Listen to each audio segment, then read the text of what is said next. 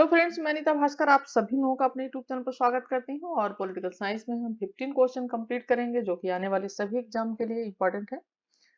TGT, PT, LT grade, UG NET आदि सभी के लिए। ठीक है, तो जरूर सारे क्वेश्चन देखें, इंपॉर्टेंट क्वेश्चन है। और आशा करती हूँ वीडियो आपको जरूर पसंद आएगी, और पसंद आए तो लाइक शेयर कमेंट करिएगा। चैनल पे अगर नए हैं तो सब्सक्राइब भी जरूर कर लीजिएगा, बेल आइकन प्रेस कर लें जिससे नई वीडियो की नोटिफिकेशन आपको मिलती रहे। ठीक है, और इसके साथ साथ जो लेक्चर वीडियो है वो भी जरूर देखें, उससे आपको डीपली नॉलेज होगी। और लेक्चर वीडियो की आपकी पीडीएफ भी जो है उस पे टेलीग्राम चैनल पे मिल जाएगी। और टेलीग्राम चैनल जो है वो बिल्कुल फ्री है, उसके लिए कोई वो नहीं है, और आप उसे ज्वाइन कर सकते हैं। चलिए, फर्स्ट क्वेश्चन। और फर्स्ट क्वेश्चन है, भारत की विदेश नीति जो तत्व परिवर्तन का सूचक है, निरंतरता का नहीं, वह है रंग भेद या नस्ल भेद का विरोध, नव उपनिवेशवाद का विरोध, अफ्रो एशियाई एकता का विरोध, संकट के लिए मित्र उत्पन्न करने द्विपक्षीय संधि। राइट ऑप्शन इसका डी हो जाएगा। भारत की जो विदेश नीति है, देखिए, निरंतरता का सूचक है एक तरीके से, और गुटनिरपेक्षता, उपनिवेशवाद, नव उपनिवेशवाद का विरोध, और नस्लीय भेदभाव का विरोध। ठीक है, नस्लीय भेदभाव का विरोध, और तीसरे विश्व जो विशेषकर एशियाई तथा अफ्रीकी देशों के साथ एकता आदि। तो निरंतरता का नहीं, भारत की विदेश नीति जो तत्व परिवर्तन का सूचक है, निरंतरता का नहीं हुआ है। राइट ऑप्शन डी हो जाएगा, संकट के लिए मित्र उत्पन्न करने वाली द्विपक्षीय संधि। ठीक है, आफ्टा का संबंध किस संगठन से है? जिस संगठन से हुआ है, आसियान, सार्क, नाटो या C2। और राइट ऑप्शन इसका हो जाएगा ऑप्शन ए, आसियान से है आफ्टा का संबंध। ठीक है, आफ्टा आसियान देशों का व्यापारिक संगठन है, और आसियान दक्षिण पूर्वी एशियाई राष्ट्रों का संघ है। ठीक है, ये दक्षिण पूर्वी एशियाई, ठीक है, एशियाई देशों का ये जो है संघ है, एशियाई राष्ट्रों का। और इसकी स्थापना 8 अगस्त 1967 को, स्थापना कब हुई थी? 8 अगस्त 1967, 1967 में हुई थी, बैंकॉक घोषणा के द्वारा। ठीक है, ये हुई थी। और आसियान का लक्ष्य है कि सन 2000 जो है 3 तक की बात की गई है कि 2003 तक एक मुक्त व्यापार क्षेत्र बना लिया जाए, ये बात इसमें की गई थी। ठीक है, तो राइट ऑप्शन जैसा कि ऑप्शन ए, आसियान। नेक्स्ट है, न्याय सिद्धांत से तात्पर्य है संपत्ति चोरी है, निजी संपत्ति का अंत है, उत्पादन के साधनों पर राज्य का स्वामित्व है, या धन को समाज की धरोहर समझना। राइट ऑप्शन हो जाएगा ऑप्शन डी। देखिए, न्याय व्यवस्था क्या चाहती है? न्याय व्यवस्था यह चाहती है कि संपत्ति व्यक्ति के निजी नियंत्रण में रहे, यानी उस पर निजी स्वामित्व हो। ठीक है, परंतु वह स्वयं को उसका संरक्षक माने, लेकिन उसका स्वामी नहीं। ठीक है, यानी संरक्षण उसका करे, लेकिन उसका मालिक नहीं, उसका स्वामी नहीं। और संपत्ति को समाज की धरोहर, यानी जो पूरा समाज है, संपत्ति को स्वयं सिर्फ अपने लिए नहीं स्वामी या मालिक बनाने, बल्कि पूरे समाज की क्या मानना चाहिए? धरोहर। तो पूरे समाज की जो है, समाज की धरोहर समझा जाना चाहिए, और इसका प्रयोग समग्र समाज के हित में किया, यानी सभी समाज के सभी लोगों के लिए इसका प्रयोग किया जाना चाहिए। और न्याय का सिद्धांत व्यक्ति की आवश्यकताओं से अधिक जो है तथा धन तथा कमाई के अर्जन पर ये लागू होता है, यानी जिनकी जितनी व्यक्ति की आवश्यकताएं हैं, न्याय सिद्धांत का तात्पर्य है कि जितनी व्यक्ति की आवश्यकताएं, सिर्फ उतना ही धन वो कमाए, लेकिन अगर उससे अधिक धन कमा रहा है, वो अपनी आवश्यकताओं से अधिक, तो उसे सिर्फ अपना ही स्वामित्व न समझे, बल्कि पूरे समाज के लिए उसे सबका जो है समान उसमें समझे, और सबके लिए वो जितने जितनी आवश्यक हो उसको दे। ठीक है, तो पूरे समाज के लिए वो जो है बांटा जाना चाहिए, बल्कि खुद का निजी मतलब उसको संपत्ति नहीं समझनी चाहिए। Right option option D. Fourth है, जब विवाद के संबंध में कानून प्रकाश नहीं डालता, न्यायाधीश के निर्णय का उपयुक्त आधार होगा संविधान, औचित्य, धर्म, अध्यादेश। और राइट ऑप्शन हो जाएगा ऑप्शन बी, औचित्य। देखिए, औचित्यपूर्ण निर्णय एक क्या है? उद्गम है। ठीक है, एक उद्गम है, और जिससे विधि का उद्भव हुआ है, यानी कानून का विकास हुआ है या उद्भव हुआ है। ठीक है, या न्यायाधीशों के समझ कभी कभी ऐसे विवाद उत्पन्न हो जाते हैं जिनका निर्णय जो प्रचलित विधि होती है, कानून होता है, उसके आधार पर नहीं हो पाता है। ठीक है, उसके आधार पर जो प्रचलित कानून उसके आधार पर नहीं हो सकता है, और ऐसी परिस्थिति में न्यायाधीश औचित्य के आधार पर निर्णय देते हैं। ठीक है, किस आधार पर? औचित्य के आधार पर, यानी क्या उचित की हो सकता है, इस आधार पर निर्णय देते हैं। और न्यायाधीशों को इस प्रकार के निर्णय को विधि का अंग माना जाता है। ठीक है, इसको क्या माना जाता है?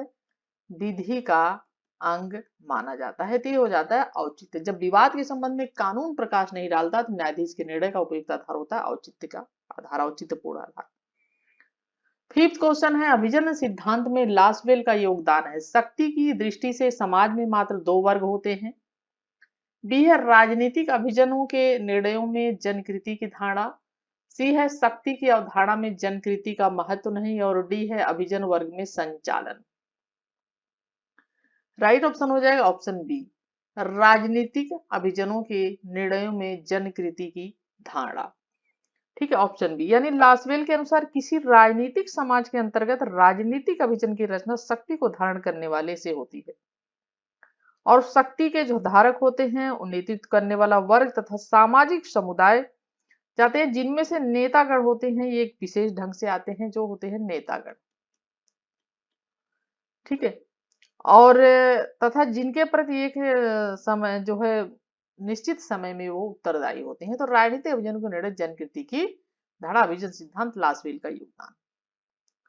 गुलिक ने निम्नलिखित में से किसे मुख्य कार्यपालक के कार्यों में शामिल नहीं किया है?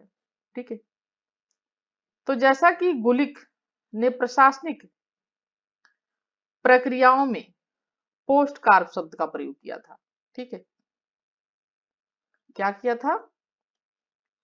पोस्ट कार्य।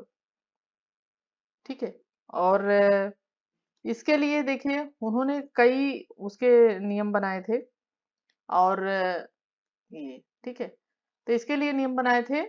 यानी क्या इसमें से पूछा है कार्यपालक के कार्यों में क्या किन कार्यों को शामिल नहीं किया गया है? और राइट ऑप्शन हो जाएगा अधिनिर्णय को शामिल नहीं किया गया। इसमें कर्मचारियों की भर्ती है, निर्देशन है, समन्वयन है, और संगठन है, बहुत सारी इसमें चीजें हैं। ठीक है, और इसमें जो है ऑर्गेनाइजेशन है, जैसे इस तरीके की सारी इसमें चीजें हैं, लेकिन इसमें अधिनिर्णय नहीं था। इसमें निर्देशन, समन्वय, कर्मचारी को भर्ती, ऑर्गेनाइजेशन, संगठन आदि बहुत सारी इसमें चीजें हैं। ठीक है, और इसमें कर्मचारी की भर्ती है, जैसे निर्देशन, समन्वय, ये सब शामिल किया गया था। और जैसा कि पोस्ट कार्य में रूप में गुलिक ये उर्बिक ने संगठन उन सिद्धांतों की खोज करने का प्रयास पर अपना ध्यान केंद्रित किया था जिनके आधार पर संरचना की जा सके। ठीक है, और जिसमें ये सारी चीजें शामिल हो। ठीक है, और राइट ऑप्शन जैसा कि बी। नेक्स्ट है, निम्नलिखित में से कौन से सिद्धांत हेनरी फ्योल द्वारा प्रतिपादित 14 सिद्धांतों की सूची में शामिल है?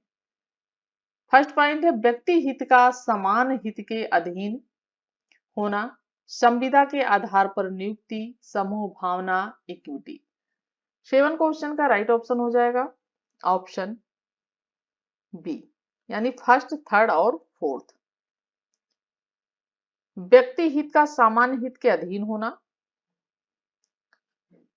ठीक है, समूह भावना होनी चाहिए, इक्विटी होनी चाहिए, श्रम विभाजन का सिद्धांत होना चाहिए, पद सोपान का सिद्धांत होना चाहिए, आदेश की एकता का सिद्धांत होना चाहिए, निर्देशन की एकता इत्यादि। तो ठीक है, इसमें समूह भावना ये तीनों है, और इसके अलावा श्रम विभाजन का सिद्धांत, पद सोपान का सिद्धांत, और आदेश की एकता का सिद्धांत, और निर्देशन की एकता आदि इसमें प्रमुख रूप से आते हैं। तो यहाँ पे राइट ऑप्शन जो हो जाएगा फर्स्ट, थर्ड और फोर्थ हो जाएगा। नेक्स्ट है, वेस्टर्न इलेक्ट्रॉनिक कंपनी में मजदूरों द्वारा विकसित कोड के तहत जो मजदूर अपने वरिष्ठ अधिकारी के पास अपने साथियों के बारे में प्रतिकूल सूचनाएं पहुंचाता है उसे कहते हैं मुखबिर, पल्जर, रेड बस्टर या चिजलर। और राइट ऑप्शन हो जाएगा ऑप्शन ए, मुखबिर कहते हैं उसे। तो वेस्टर्न इलेक्ट्रॉनिक कंपनी मजदूरों द्वारा विकसित कोड के तहत जो मजदूर अपने वरिष्ठ अधिकारियों को साथियों के बारे में जो एकल जो सूचनाएं होती हैं, प्रतिकूल सूचनाएं, उसे पहुंचाता है तो उसे मुखबिर कहा जाता है। ठीक है, यानी मुखबिरी करना, उनके बारे में चीजें जानकर फिर वहां पे बताना। ठीक है, नेक्स्ट है, हर्बर्ट सीमोन के अनुसार कोई निर्णय निम्नलिखित में से किसका मिश्रण होता है। ठीक है, और एक तथ्य कथन और एक मूल्य कथन, या एक मूल्य कथन और अनेक तथ्य कथन, या अनेक तथ्य कथन मूल्य कथन और एक तथ्य कथन, या अनेक मूल्य कथन और अनेक तथ्य कथन। और राइट ऑप्शन इसका जो हो जाएगा, सिमोन ने जो है इस बात पर बल दिया कि निर्णय से अभिप्राय तथ्य मूल्यों का उचित योग होता है। राइट ऑप्शन यहाँ पे जो है हो जाएगा बी, यानी एक मूल्य कथन और अनेक तथ्य कथन। ठीक है, तो इस बात पर उन्होंने बल दिया कि तथ्य और मूल्यों का उचित योग होता है। नेक्स्ट है, निम्नलिखित संगठन सिद्धांतों में से किसका निरूपण मूनी और रीले ने किया है। इक्विटी सिद्धांत, सोपान सिद्धांत, प्रबंधक अनुक्रम सिद्धांत, या प्रक्रियात्मक सिद्धांत। राइट ऑप्शन ऑप्शन ए हो जाएगा, इक्विटी सिद्धांत। तो संगठन सिद्धांत में मूनी और रीले ने 4 सिद्धांतों का प्रतिपादन किया था, उल्लेख किया है, जिसमें आ जाता है एक तो सोपान सिद्धांत आता है, प्रबंधक अनुक्रम जो है सिद्धांत आता है, ठीक है, प्रक्रियात्मक सिद्धांत आता है, और इसके अलावा एक और सिद्धांत आता है, वो है समन्वयात्मक सिद्धांत। ठीक है, समन्वयात्मक सिद्धांत। ठीक है, ये भी आता है, और ये नहीं आता कौन सा, इक्विटी सिद्धांत। ठीक है, तो ये आते हैं सोपान सिद्धांत, प्रबंधक या अनुक्रम सिद्धांत, या प्रक्रियात्मक सिद्धांत, या समन्वयात्मक सिद्धांत। ठीक है, तो राइट ऑप्शन जैसा कि 11वां क्वेश्चन है, निम्नलिखित में से कौन सा निर्णय प्रक्रिया का अंग नहीं है। यह अचेतन कार्रवाई है। बी ऑप्शन है, यह एक ही बार में की जाने वाली प्रक्रिया नहीं है। सी ऑप्शन है, यह परिवेशगत कार्यवाही है। और डी है, इसमें अंतिम निर्णय पर पहुंचने से पहले अध्ययन करने और विकल्पों का पता लगाने की जरूरत होती है। और इसका राइट ऑप्शन क्या हो जाएगा, ऑप्शन ए हो जाएगा, यह अचेतन कार्रवाई है। ठीक है, तो निर्णय प्रक्रिया के अंग होते हैं, भिन्न प्रकार के होते हैं, जैसे समस्या को परिभाषित करना होता है, समस्या का विश्लेषण करना होता है। ठीक है, समस्या का विश्लेषण करना, परिभाषित करना। ठीक है, और उसके अलावा समस्या वैकल्पिक जो साधन होते हैं। ठीक है, क्या, वैकल्पिक जो साधन होते हैं उनका क्या होता है, उनका साधनों का विकास करना होता है, और सबसे जो अच्छा विकल्प होता है उसका क्या करना होता है, विकल्प का चुनाव करना होता है।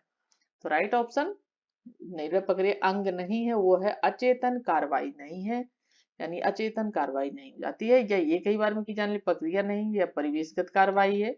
इसमें अंतिम निर्णय पहुंचने, अध्ययन करने और विकल्पों का पता लगाने की जरूरत होती थी, सारी चीजें शामिल है जो अंग नहीं, अचेतन कार्रवाई नहीं। ठीक है, 12 क्वेश्चन है, निम्नलिखित में से कौन से स्टाफ अधिकारी कहलाते हैं। क्षेत्रकर्मी, सलाहकार स्टाफ। सी ऑप्शन है, जो कर्मचारी अपने मुख्य कार्यपालक की उसके प्रमुख कामों को पूरा करने में मदद करते हैं। और डी है, जो कर्मचारी अपने मुख्य कार्यपालक की उसके मुख्य कामों में कार्यान्वयन में मदद करते हैं। राइट ऑप्शन हो जाएगा ऑप्शन सी, जो कर्मचारी अपने मुख्य कार्यपालक की उसके प्रमुख कामों को पूरा करने में मदद करते हैं। तो स्टाफ अथवा मंत्रालयिक अभिकरण वह अभिकरण होता है जो विभाग के गृह प्रबंध होते हैं, जैसे संबंधी जो प्रबंधात्मक कार्य होते हैं उसको संपन्न करता है। और स्टाफ अभिकरण मुख्य कार्यपालिका को सहायता, परामर्श तथा सूचना उपलब्ध कराने वाले व्यक्ति, अधिकारी तथा इकाइयां स्टाफ अभिकरण ये कहलाते हैं। ठीक है, तो ये सब क्या कहलाते हैं, जो कर्मचारी अपने मुख्य कार्यपालक है उसके कामों को पूरा करने में मदद आदि करता है। 13 क्वेश्चन है, लोक प्रशासन और निजी प्रशासन में निम्नलिखित में से कौन सा तत्व सर्वसामान्य नहीं है। लेखाकरण, भराव, प्रबंध की तकनीक, विषय क्षेत्र और जटिलता। और इसका राइट ऑप्शन हो जाएगा ऑप्शन डी, विषय क्षेत्र और जटिलता। तो देखिए, लोक प्रशासन और निजी प्रशासन में भिन्न तत्व होते हैं वो जो सर्व सामान्य होते हैं। लोक प्रशासन और निजी प्रशासन, जैसे लेखाकरण। ठीक है, भराव, प्रबंधकीय तकनीक। तो राइट ऑप्शन कौन सा हो जाएगा इसमें? जो नहीं है, सामान्य सर्वसामान्य नहीं, वह विषय क्षेत्र और जटिलता इसमें नहीं है। ठीक है। 14 है, बहुध्रुवी व्यवस्था की तुलना में द्विध्रुवी व्यवस्था के अस्थायित्व से संबंधित कनेथ वाल्टज के तर्क के आधार को किसने ग्रहण किया है? Stanley Hoffmann, Charles Kindleberger, John Mearsheimer, John Gaddis. और राइट ऑप्शन हो जाएगा ऑप्शन सी, जॉन मार्सिमायर। तो सामान्य तौर पर देखें, ठीक है, और जैसा कि जॉन मार्सिमायर, तो जॉन मर्सिमायर ने बहुध्रुवी व्यवस्था की तुलना में द्विध्रुवी व्यवस्था के अस्थायित्व से संबंधित अनेक कनिथ वर्ल्ड तर्काधार का इन्होंने ग्रहण किया, और जैसे कि राइट ऑप्शन हो जाएगा ऑप्शन सी। ठीक है। और नेक्स्ट है और लास्ट क्वेश्चन, लोकतांत्रिक शांति सिद्धांत को किस सिद्धांतिक उपागम के अंतर्गत रखा जाता है? संरचनात्मक यथार्थवाद, गणतंत्री उदारवाद, या नव यथार्थवाद, या संस्थानिक उदारवाद। और राइट ऑप्शन हो जाएगा ऑप्शन इसका डी। ठीक है, ऑप्शन डी राइट हो जाएगा, संस्थानिक उदारवाद।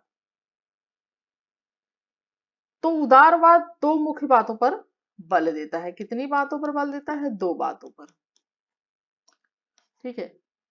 पहली बात, एक तो इसमें निरंकुश सत्ता को अस्वीकार किया जाता है और उसकी जगह मनुष्यों की स्वतंत्रता पर आधारित व्यवस्था, यानी जो निरंकुश सत्ता होती है उसको क्या किया जाता है? उसको अस्वीकार किया जाता है, और उसके स्थान पर जो मनुष्य होते हैं उनकी स्वतंत्रता पर आधारित जो है व्यवस्था स्थापित करने का लक्ष्य सामने रखा जाता है।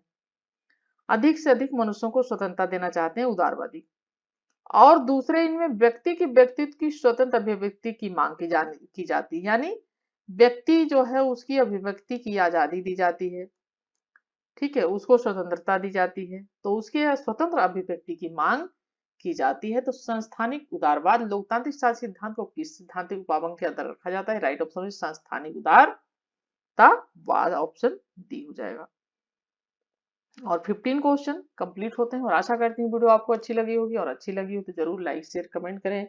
चैनल पे नए हैं तो सब्सक्राइब कर लें। नेक्स्ट वीडियो मिलती हूँ आप सभी से, और thank you for watching video.